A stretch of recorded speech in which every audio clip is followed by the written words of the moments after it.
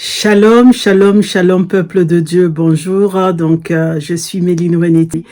Bienvenue sur la chaîne Méline René TV dans l'émission J'avance avec Jésus-Christ et nous sommes dans la matinale avec Jésus. Donc, cette semaine, nous avons dit que nous allons parler de la Pentecôte.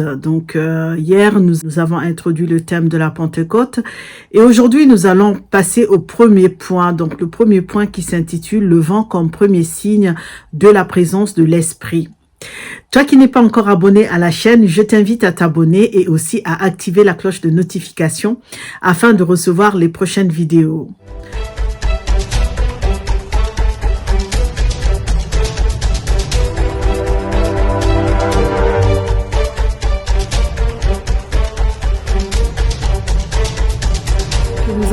Nous avons dit que nous allons parler de la Pentecôte et donc le Saint-Esprit se manifeste de plusieurs manières et le texte qui va guider notre méditation de cette semaine, c'est Acte 2 à partir du verset 1. Hier nous avons lu Jean 16 du verset 7 jusqu'au verset 8 et donc aujourd'hui nous allons lire Acte 2, à partir du verset 1. Jean 16, verset 7 à 8, la parole de Dieu nous dit: Cependant, moi, je vous dis la vérité. Il est avantageux pour vous que moi, je m'en aille, car si je ne m'en vais pas, le défenseur ne viendra pas à vous, mais si je m'en vais, je vous l'enverrai.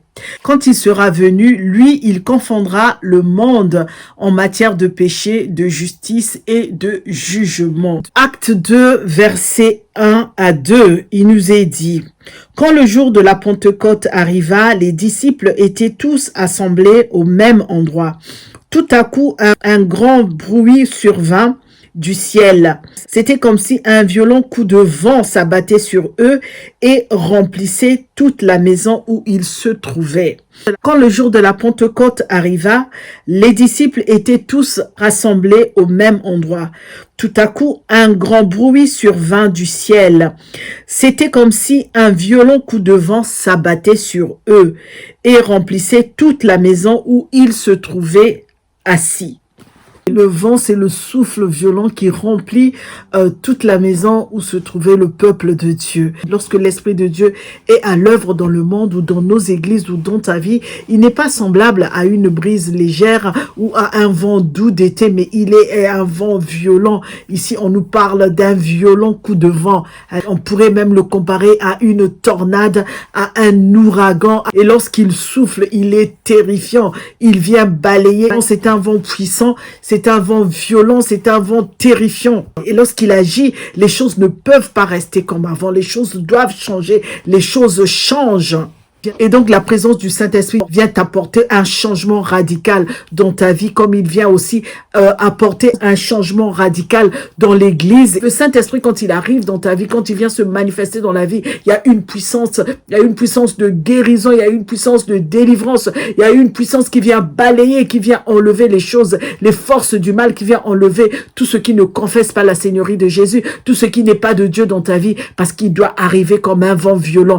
Et la parole nous dit, lorsque nous nous référons à Moïse, que au mont Sinaï, l'Esprit de Dieu s'est manifesté de la même manière. Il s'est manifesté au sommet de la montagne. Il y a eu des éclairs, il y a eu des tonnerres et les gens ont eu peur. Et c'est la même manière dont le Saint-Esprit aussi va se manifester le jour de la Pentecôte, comme un souffle violent, comme un vent violent, comme une tornade, comme les éclairs sur la montagne. Et lorsque Dieu a créé l'homme pareil, lorsqu'il a soufflé dans les narines de l'homme, celui-ci est devenu vivant, celui-ci a retrouvé la vie et c'est le souffle vital. Le Saint-Esprit nous donne la vie, le Saint-Esprit nous apporte la vie. À cela, nous pouvons aussi ajouter ce qui s'est passé avec Ézéchiel. À cela, nous pouvons aussi ajouter ce qui s'est passé avec Ézéchiel. Souvenons-vous de la vision d'Ézéchiel dans la vallée des ossements desséchés. Dans là, nous pouvons lire Ézéchiel 37 à partir du verset 1. Une armée entière d'hommes avait péri dans cette vallée-là. Il ne restait que des cadavres décomposés, des ossements dispersés à même le sol, inertes, sans aucun souffle de vie. Alléluia. Mais dans sa vision, Dieu demande à Ézéchiel de prophétiser sur ces ossements-là desséchés. Et tandis qu'il prophétise, quelque chose d'extraordinaire va arriver. Les ossements se mettent à bouger, à se joindre les uns aux autres et forment un squelette humain. Miraculeusement et de manière vraiment miraculeuse, les muscles et les chairs se forment et sur chaque squelette, mais ceux-ci n'ont pas de vie. Et il n'y a pas de vie. Et c'est à ce moment-là que le Seigneur va dire à Ézéchiel: prophétise et parle à l'esprit. Tu diras à l'esprit, ainsi parle le Seigneur, l'Éternel. L'esprit vient des quatre vents, souffle sur ces morts et qu'ils revivent. Ça, nous pouvons le lire au verset 9. Il me dit, parle en prophète humain. Tu diras au souffle, ainsi parle le Seigneur Dieu. Vienne des quatre vents, ô souffle, souffle sur ces tués et qu'ils revivent. Je parlais en prophète comme il me l'avait ordonné. Alors le souffle vint en eux, ils reprirent vie et se tinrent debout sur leurs jambes. C'était une grande armée, une armée immense. Alléluia. Alors, le prophète invoqua l'Esprit de Dieu afin qu'il souffle sur ces corps inertes et leur redonne la vie. Et pendant qu'il parlait, la chose arriva, l'Esprit vint en eux et ils reprirent vie et se tinrent sur leurs pieds. Alléluia. C'est ainsi que la puissance de l'Esprit de Dieu, le souffle et le vent vivifiant de Dieu redonne la vie, va redonner la vie à une vallée d'ossements desséchés. Et c'est la même chose qui va se passer dans ta vie si tu invoques le Saint-Esprit. Il va redonner la vie à tout ce qui est desséché en toi.